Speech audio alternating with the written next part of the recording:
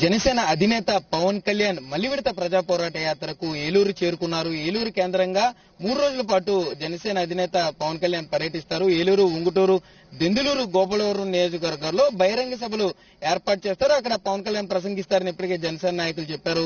జనసేన అధినేత పవన్ కళ్యాణ్ పశ్చిమ గోదావరి జిల్లా బయలుదేరుతున్నారని, కానీ విజయవాడ నుండి కూడా ఆయనకి యువకులు బ్రహ్మరథం పెట్టారనే చెప్పుకోవచ్చు. హనుమాన్ జంక్షన్ నుండి భారీ కార్ల ర్యాలీ, బైక్ ర్యాలీతో ఏలూరు తీసుకువచ్చారు. ఏలూరులో కూడా జనసేన వీరనారి మహిళా విభాగం నాయకులు ఆయనకు హారతి పట్టి స్వాగతం పలికారు. ఏలూరులో ప్రస్తుతం క్రాంతి కళ్యాణ మండపంలో ఆయన బస చేశారు. రేపు ఉదయం అంతా కూడా ఆయన షెడ్యూల్ బిజీగా సాగనుంది. వివిధ సామాజిక వర్గ నాయకులతో పాటుగా వివిధ వర్గాల ప్రజలను ఆయన కలవనున్నారు. ఇప్పటికైనా జిల్లాలోని జనసేన నాయకులతో సమావేశమయ్యారు. మొదటి 2వ విడత ప్రజా పోరాట యాత్రలో ప్రజల నుండి ఎటువంటి స్పందన వచ్చింది? 2వ విడత ప్రజా పోరాట యాత్రలో ఏదైతే ప్రీ మేనిఫెస్టోని భీమవరంలో పవన్ కళ్యాణ్ రిలీజ్ చేశారో దానికి రాష్ట్ర వ్యాప్తంగా కూడా మంచి స్పందన వచ్చింది. జిల్లాలో రిలీజ్ చేయడంతో దానికి కొంత జిల్లాలో కూడా ప్రాధాన్యత సంతరించుకుంది. మారుమూల మండలాలైన వేలేరపాడు, కుక్కునూరు నాయకులతో కూడా ఇప్పటికే పవన్ కళ్యాణ్ మాట్లాడారు. అక్కడ పార్టీ పరిస్థితి ఏ విధంగా ఉంది, పోలవరం ముంపు బాధితులు గాని, ఆ డంపింగ్ యార్డ్కి సంబంధించిన నిర్వాసితులు బాధితులు గాని వారందరితో కూడా ఇప్పటికే పవన్ కళ్యాణ్ మాట్లాడడం జరిగింది. ప్రధానంగా పోలవరం పనుల్లో కాగ్ ఇప్పటికే రిపోర్ట్ ఇచ్చింది. జాప్యం జరగడం మీద కానీ, కొంత నిధులు దుర్వినియోగం అవడం మీద కూడా ప్రధానంగా పవన్ కళ్యాణ్ అక్కడ స్పష్టంగా మాట్లాడే అవకాశం ఉంది. నియోజకవర్గాల్లో పనులు ఏ విధంగా జరుగుతున్నాయి, అధికార పక్షం ఏ పనులు చేయలేకపోయింది అనే దాని మీద ఇప్పటికే జనసేన నాయకులు ఆయనకి స్పష్టమైన నివేదిక ఇచ్చారు. వీటన్నిటినీ బేస్ చేసుకుని పవన్ కళ్యాణ్ బహిరంగ సమావేశంలో మాట్లాడే అవకాశం ఉంది. ప్రస్తుతం మనం ఏలూరులోని క్రాంతి కళ్యాణ మండపం వద్దాం. జనసేన నాయకులు ఉన్నారు, వారు మాట్లాడించే ప్రయత్నం చేద్దాం. ఆయన షెడ్యూల్ ఏ విధంగా ఉన్న దాని మీద సార్ చెప్పండి. అంటే రేపు పవన్ కళ్యాణ్ షెడ్యూల్ ఏ విధంగా ఉంది, ఆయన ఎవరెవరిని కలుస్తారు?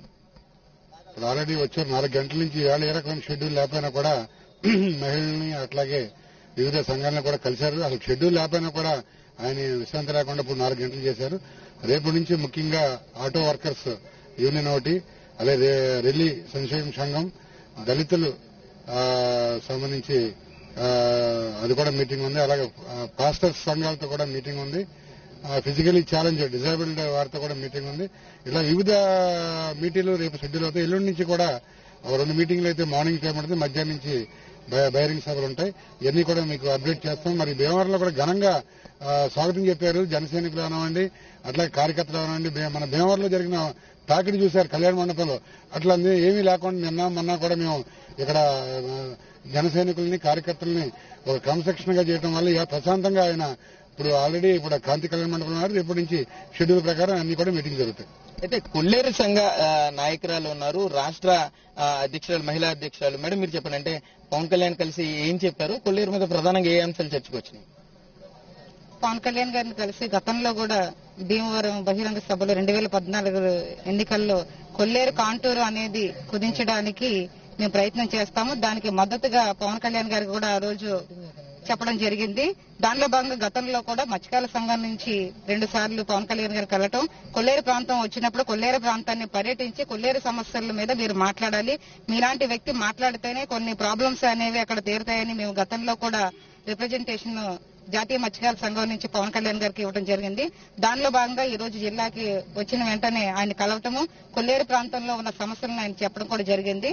అలాగే ఆయన ప్రముఖంగా ఇక్కడ జరిగేవి ఏ విషయాల మీద మనం మాట్లాడితే బాగుంటుందని ఆయన వివరంగా అడిగినప్పుడు నేను చెప్పాను, కొల్లేరు కాంటూరు అనేది సుప్రీంకోర్టు సాధికారత కమిటీలో ఉన్నది కాబట్టి ఇప్పుడు ప్రస్తుతం చేయాల్సింది ఏంటంటే మేము రెగ్యులేటర్ అనేది కట్టాలని చెప్పేసి దాని మీద కూడా మేము మాట్లాడాలని, మౌలిక సదుపాయాలు ముఖ్యంగా రోడ్లు, కొల్లేరు అంటే మంచినీటి సరస్సు, పెద్ద సరస్సు అనుకుంటాం కానీ తాగునీరు లేక దూర ప్రాంతాల నుంచి కొనుక్కు తెచ్చుకోవాల్సిన పరిస్థితి కొల్లేరు ప్రాంతంలో ఉన్నది.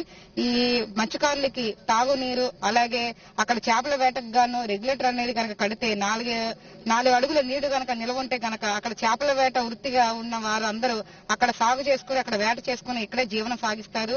వలసలు అనేవి తగ్గుతాయని చెప్పడం కూడా ఎంతో జరుగుతుంది. అలాగే మీరు వస్తారనగానే స్థానికంగా ఉన్న నాయకులు కొందరు కొల్లేరు నాయకుల్ని బంధించి మీరు వెళ్ళడానికి వీల్లేదు అని కూడా అంటున్నారు. కాబట్టి మీ సమక్షంలో నాయకులుగా కాకుండా ప్రజలు కూడా మీరు వస్తే గనక సమస్యలను చెప్పుకోవడానికి సిద్ధంగా ఉన్నారు అని నేను పవన్ కళ్యాణ్ గారితో అన్నప్పుడు, మనకి సమస్యల గురించి నాయకులు కాదు ప్రజలు మనకు ఉంటే చాలు అని చెప్పేసి కూడా జరిగింది. అలాగే రేపు కూడా ఆయనతో కలిసే అవకాశం ఉంది. ఎల్లుండి ఆయనతో సమిష్టి సమావేశం కూడా జరిగే అవకాశం ఉంది. కొల్లేరు ప్రాంతంలో ఉన్న ప్రజలతోటి సమస్యలతో వివరిస్తాము.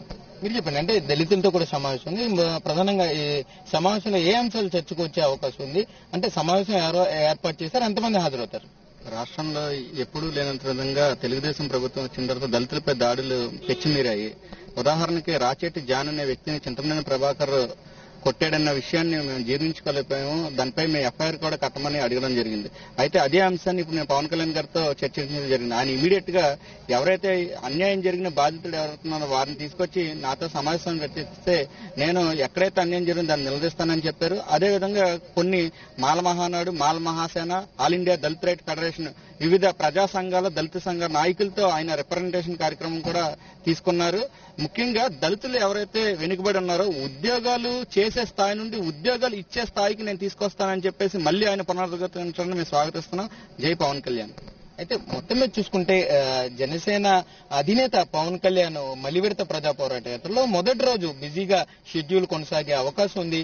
ఉదయం షెడ్యూల్ లో చూసుకుంటే ప్రధానంగా ఆటో డ్రైవర్ల సమస్యల మీద ఆయన చర్చిస్తారని చెప్తున్నారు. అయిన తర్వాత ఏడీఆర్ఎఫ్ అంటే ఆల్ ఇండియా దళిత రైట్ ఫెడరేషన్ తరఫున ఆ దళిత నాయకులు ఆయన కలిసే అవకాశం ఉంది. వారితో కూడా ఆయన చర్చిస్తారు. అనంతరం మరలా పాస్టర్స్ అసోసియేషన్ కూడా ఏదైతే వాళ్ళు ఇబ్బంది పడుతున్నారో వివిధ వర్గాల నుండి కానీ ఆ విషయాల మీద కూడా పవన్ కళ్యాణ్ వారితో సమావేశం అవుతారని చెప్పారు. మధ్యాహ్నం చూసుకుంటే వికలాంగులతో ఆయన ప్రత్యేకంగా సమావేశం అన్నారు. వికలాంగులకు సంబంధించి ప్రత్యేక రిజర్వేషన్లు కానీ బ్యాక్లాగ్ పోస్టుల్లో వారికి జరుగుతున్న అన్యాయాల మీద కానీ ఆయన స్పందించే అవకాశం ఉంది.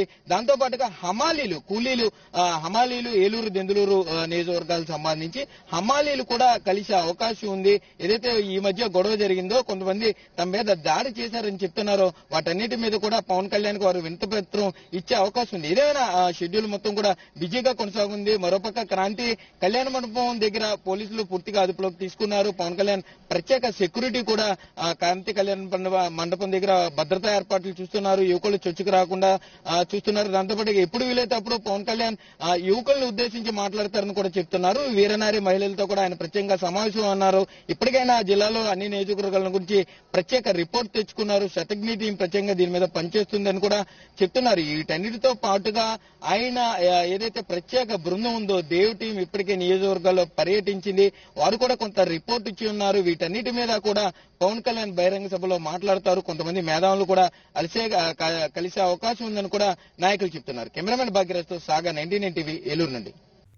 For more updates, please subscribe 99 TV Telugu.